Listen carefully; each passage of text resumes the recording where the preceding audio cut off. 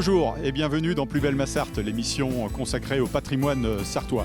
Aujourd'hui, on fait une halte à Courcival, un village situé non loin de Bonnétable, un village vallonné qui possède aussi un superbe château du XVIIe siècle, un château à la française. Un village que nous allons parcourir avec son maire, Michel Coudert, mais aussi quelques-uns des administrés. Dans la deuxième partie de l'émission, nous retrouverons nos chroniqueurs habituels et un invité surprise que nous recevrons dans la troisième partie de cette émission. Voilà, tout de suite on retrouve Michel Coudert, le maire de Courcival.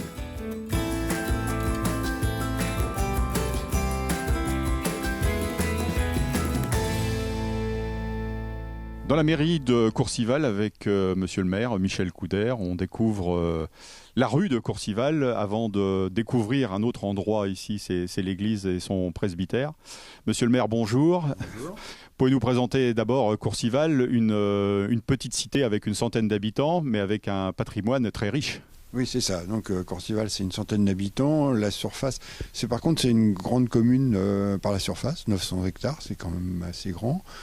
Ce qui est un peu original à Courcival, c'est que le bourg est en bas et l'église est tout à fait en haut. Et ça s'explique du fait qu'avant, il y avait un château. Et ce château-là a été démoli et était reconstruit derrière. Donc c'est ce qui explique que l'église est là-haut. Donc, alors, la particularité de l'église aussi, c'est qu'il y a attenant à l'église, il y a la chapelle seigneuriale, avec la crypte en dessous. Voilà, donc ça c'est pas très courant. Le bourg, donc en bas, mais d'après les études qu'avait fait Julien Hardy, qui était mandaté par le père Chartois, en fait, le vrai bourg, il était sur le haut. C'est une route qui s'appelait la route de Loré. Et il y a un lieu-dit, d'ailleurs, qui s'appelle la Chapelle. Donc, en fait, le bourg, il était plutôt là-haut qu'en bas. Le bourg s'est développé quand l'école a été implantée, dans 1870-71. Donc, en fait, sur des terres cédées par le marquis de Courcival, là où on est, en fait, c'était l'ancienne école. Alors, monsieur le maire, c'est votre deuxième mandat ici à Courcival. Est-ce que vous pouvez nous parler des projets qui ont été réalisés et qui seront réalisés dans les prochaines années? Alors, les projets, le projet phare, ça a été la construction du chalet en bois qui est juste à côté, là. Que nous allons voir tout à l'heure, oui. Tout à l'heure, parce que bon, en fait, on n'avait pas. Ici, c'est très exigu. Et donc, on a acheté ce chalet en kit et les gens de la commune l'ont monté. Il y avait une vingtaine de bénévoles qui sont venus aider à la construction de ce chalet. Donc, il a été inauguré cette année. Et on a fait la semaine dernière un repas pour remercier tous les bénévoles. Voilà. Donc, c'est un peu l'originalité de la chose. Un pylône zone blanche également pour favoriser aussi l'Internet. Il y a eu un pylône qui a été monté derrière, donc en fait avec l'État. Hein. Donc il a fallu trouver un terrain parce que bon, l'État dit on va monter un pylône, mais c'est à la commune de trouver un endroit pour mettre le pylône. Donc on a trouvé un agriculteur, parce que nous on n'a pas de terre communale, on a juste les petites terres qui sont devant la mairie là. Donc on a trouvé un agriculteur qui était d'accord, donc maintenant le pylône a été est monté. On a fait des réunions avec les habitants parce que bon, y a toujours des craintes. Hein, voilà, donc ça a été très bien perçu. Et maintenant tout le monde est content parce qu'on peut avoir le téléphone, on peut téléphoner chez soi à l'intérieur, alors qu'avant il fallait sortir sous le cerisier, donc ça posait un problème. On a réussi à rénover il y a 2 ans le logement communal puisqu'on a décidé de maintenir le logement pour avoir des gens de la commune. Donc là, il y a des jeunes qui sont arrivés avec des petits-enfants, donc c'est bien, c'est pour la population de la commune. Et puis, toutes les maisons de Courcival sont occupées. Donc il n'y a pas de maison abandonnée. Voilà. Donc il y a des gens de la ville qui sont venus, comme moi d'ailleurs, parce que moi je suis aussi pas originaire de Courcival, hein, mais bon, voilà, on s'intègre. Vous êtes tombé amoureux de Courcival il y a une trentaine d'années? Voilà, c'est ça. Donc puis bon, les gens sont quand même accueillants. Donc j'ai commencé par être vice-président du comité des fêtes. Et puis voilà, donc petit à petit, on s'intègre à la commune plus facilement en passant par les associations. Merci monsieur le maire, on se retrouve tout à l'heure. D'ici là, on va aller visiter justement ce chalet qui est juste de l'autre côté de la rue de la mairie. Tout à fait. Merci.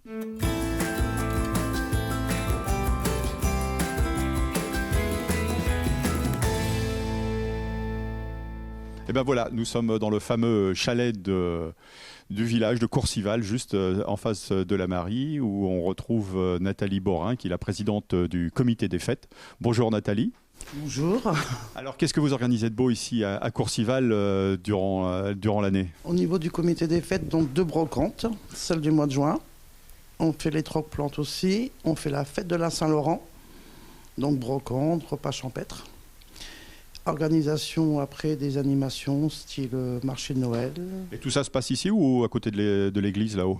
Il y a une partie dans le bourg et une partie au niveau de l'église de la Saint-Laurent. Alors, ce sont les gens de Courcival qui s'occupent de l'organisation. Voilà. Et puis, Du comité des fêtes. combien de personnes on peut dire? Oh, on est une vingtaine, une trentaine de personnes. On le voit juste derrière nous, on trouve une boîte aux lettres, donc qui va bientôt servir. La fameuse boîte aux lettres du Père Noël. Donc avis aux amateurs et puis au dessin pour les enfants. Alors donc elle est où? Vous la mettez où cette fameuse boîte? On va la mettre à l'entrée du chalet. Et donc les enfants viennent déposer leur petit courrier. Leur petit courrier, puis leur petit dessin. Et puis je pense que je vais faire un tirage au sort pour les beaux dessins, quoi. Et puis pour le point de vue, pour la beauté des yeux, le village est un petit peu décoré peut-être aussi. Et décoration, arrivée du Père Noël en calèche, il me semble. Et puis des chevaux, et puis marché de Noël aussi qu'on organise là, bientôt là. Donc voilà. Merci Nathalie.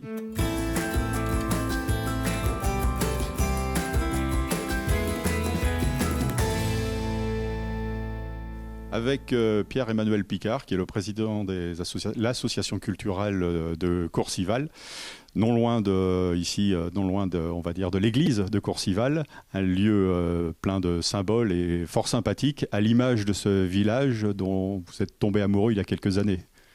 Oui, je suis tombé amoureux de Courcival il n'y a pas si longtemps, en 2020. Je recherchais une maison jolie, dans un beau cadre. Et on est tombé amoureux de Courcival, de la région aussi, de la Sarthe, qu'on a découvert. Alors, Monsieur Picard, en tant que président de l'association culturelle, qu'est-ce qui se passe ici à Courcival? Qu'est-ce que vous avez organisé en 2023 et peut-être il y a quelques jours encore? Alors cette année, on a organisé pour nous, petite association, pas mal d'événements. On vient d'organiser un concert de jazz avec Philippe Duchemin et c'était magnifique. Il était accompagné d'une magnifique contrebassiste. Et puis on va organiser très prochainement une causerie avec Serge Bertin que vos téléspectateurs connaissent bien. Et donc il va venir là le 28 octobre. Ce sera une causerie sur ses thèmes favoris, sur les traditions de la Sarthe. Et on espère que beaucoup de gens vont venir l'écouter. Et un peu plus tard, donc ça sera le 5 novembre, un récit théâtral mis en scène par Serge Pichereau, que je pense que beaucoup de Sartois connaissent aussi. On va clore ainsi la saison, on va dire, culturelle de Courcival de cette façon. Et puis on refera, j'espère, plein d'événements l'année prochaine. Merci Pierre-Emmanuel.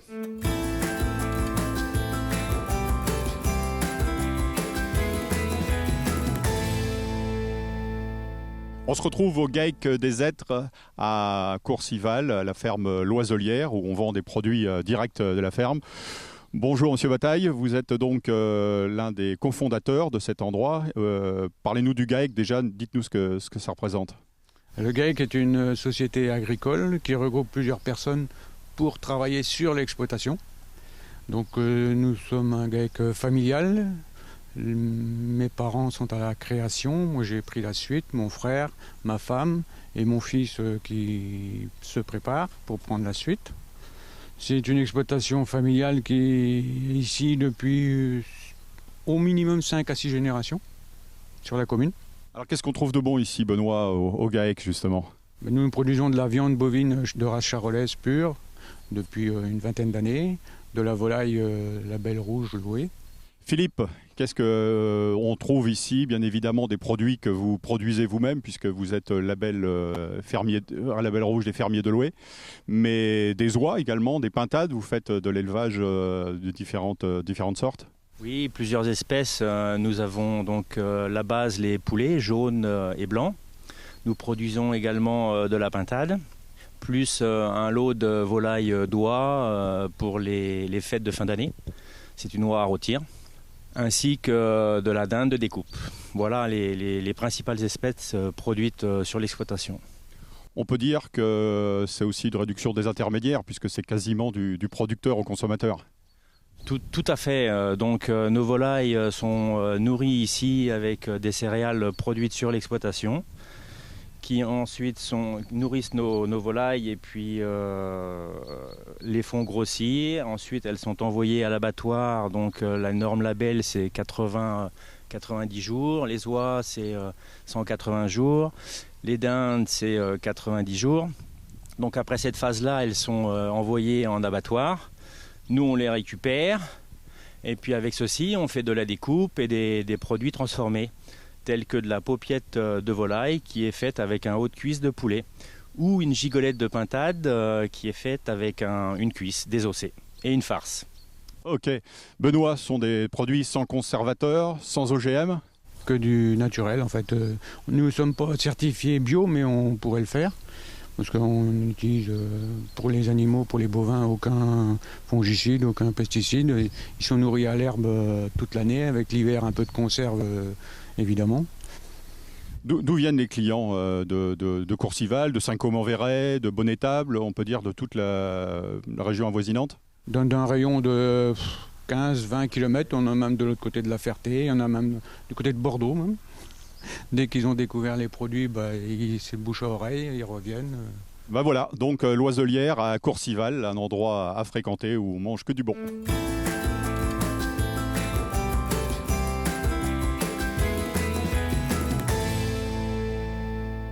À Courcival, il y a aussi une céramiste, Françoise Auvray. Nous sommes dans son atelier ici avec le chat de la maison également, Barbotine, qui fait partie également de la famille. Bonjour Françoise. Oui, bonjour Bruno. Alors vous êtes ici installée à Courcival depuis de nombreuses années où vous confectionnez de A à Z, on peut dire, des poteries. Oui, voilà, j'essaie de sublimer la terre en fait depuis 27 ans. Déjà. Et vous étiez en Sarthe avant d'arriver ici à Courcival? Alors non, nous étions en région parisienne, hein, mais je suis native de la Sarthe et donc comme beaucoup de personnes, beaucoup de Sartois, on a toujours très envie de revenir à ses sources. Alors ici, on voit qu'on est dans la salle d'exposition où plein de belles choses sont exposées. Juste derrière nous, quelques-unes de vos œuvres. Alors, est-ce que vous pouvez nous dire en quoi elles sont réalisées et de quel produit s'agit-il? Alors, il s'agit en fait d'un grès de Saint-Amand-en-Puisaye qui se trouve du côté de Nevers. Et donc, je travaille donc des pains de terre de grès. Et première cuisson au biscuit, je prépare mes propres couleurs.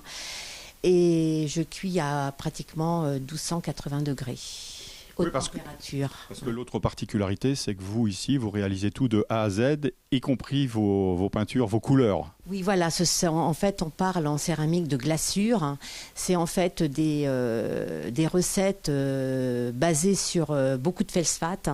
Le feldspath est un dérivé du granit, le granit du grès en fait. Donc le feldspath a une grande importance dans la glaçure. Après je mets de la silice et je mets aussi d'autres ingrédients comme le talc, tout dépend des recettes. Et je mets aussi en fait pour faire les couleurs beaucoup d'oxyde de fer, du titane, des choses comme ça quoi, qui sont en fait alimentaires aussi. Vous faites dans la production locale, vous vous adressez aux Sartois en termes de vente, mais aussi à l'étranger, puisque vous avez des commandes venues d'autres pays. Oui, ça m'arrive. Là, j'ai des pièces qui sont parties sur New York cet été, donc c'est sympa, quoi. Quel style de pièces, alors, justement, quand on vous commande? Un petit peu dans les tons, vous voyez, dans ce style. Ça a beaucoup plu, j'en avais d'autres. Et donc, ça partait par avion, donc c'était un petit peu stressant. Mais bon, apparemment, ça s'est bien passé. Voilà, mais c'est vrai qu'il y a des pièces qui partent un petit peu partout. Mais les gens voyagent énormément. Maintenant, on est près du Perche, le Perche sartois, etc. Donc, malgré tout, on a un tourisme quand même, un tourisme vert, quoi. Alors on le voit ici, il y a des mugs, il y a des bols, il y a des assiettes, il y a plein de... Et puis juste là, sur ma droite, donc là, on trouve aussi quelque chose de... On va pas dire original, mais quelque chose aussi de complètement différent du reste. Oui, complètement, oui. Alors ça, c'est du raku. C'est une technique japonaise que j'ai développée en 2015. Mais bon, c'est vrai que ça prend du temps. Il fallait acheter le matériel, le four à gaz, les cuves pour enfourner et pour justement enfumer les pièces. Et à présent, maintenant, je fais des stages aussi, des stages raku. Et ça plaît beaucoup parce que je pense que les gens ont besoin aussi de s'évader.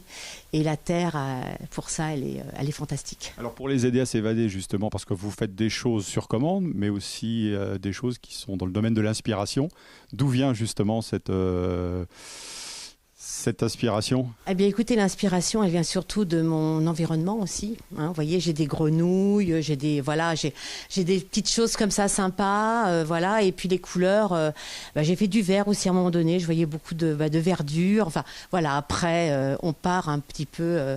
Plus on fait et plus on est dans l'assurance, quoi, en fait. Voilà. Ouais. Merci Françoise.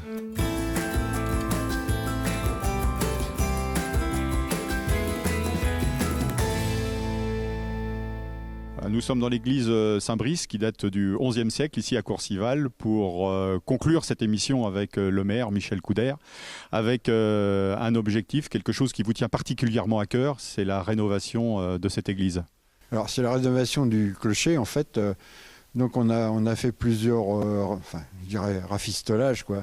Et arrivé à un moment, on voit bien qu'il fallait faire quelque chose. Donc le conseil municipal a décidé de rénover entièrement toute la partie ardoise du clocher. C'est 91 000 € hors taxe, puisqu'il faut échafauder. Et puis on profite aussi, il n'y avait pas de paratonnerre sur l'église, donc on va mettre aussi un paratonnerre. Pour le budget de la commune, c'est très important. Mais bon, il fallait le faire parce que notre église est belle, donc on tient à cœur de la conserver. C'est un morceau du patrimoine de Courcival. C'est même un très beau morceau du patrimoine. Donc pour cela, on a fait appel à des dotations, donc DETR, l'État, la région, le département. Et puis on a aussi passé une convention avec la Fondation du patrimoine. Donc pour essayer d'avoir des dons. Donc je fais appel à tous les amoureux des bâtiments, des beaux bâtiments, de nous aider et de faire des dons à la Fondation du patrimoine. Et de s'adresser, dans le cas échéant, à la mairie de Courcival. Exactement, à s'adresser effectivement à la mairie de Courcival ou d'aller sur le site internet de la Fondation du patrimoine. Il y a un endroit dédié aux dons pour l'église. Sur le clocher, il y a une chose un peu insolite, c'est un jeu de cartes qui est sur le clocher. Généralement, ça fait toujours, dans les rallyes et tout ça, il y a toujours cette question de savoir qu'est-ce qu'il y a sur le clocher de Courcival qui est original. Voilà. Eh bien, merci Monsieur le maire de votre invitation. Le message est passé. Quant à nous, on se retrouve après une pause dans la deuxième partie de l'émission avec nos fidèles chroniqueurs et un invité surprise pour la troisième partie.